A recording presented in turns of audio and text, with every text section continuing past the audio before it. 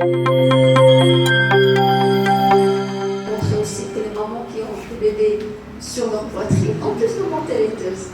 هذا الورش كان يخص مجموعة من المواضيع اللي لها أهمية كبيرة فيما يخص تطوير قدرات القابلات في مجال تغذية المرأة الحامل، تغذية المرأة المرضع، وأيضا لتمكين هؤلاء النساء من الحصول على مجموعة من القدرات. تأتي هذه المبادرة من إيماننا العميق بأهمية نشر المعلومة العلمية وكذا تقاسمها مع جميع المتدخلين في العملية التحسيسية التي تهم صحة الأم والطفل. هاد الدورة التكوينية كتجي باش تنمي قدرات القابلات باش يمكن لهم يديروا واحد الحملات تحسيسية في جهة قلمي موادنون باش يمشيو نيشان عند النساء باش يحسوهم على أهمية التغذية وأهمية مراقبة الحمل، أهمية لا فاكسيناسيون، أهمية الولادة في مراكز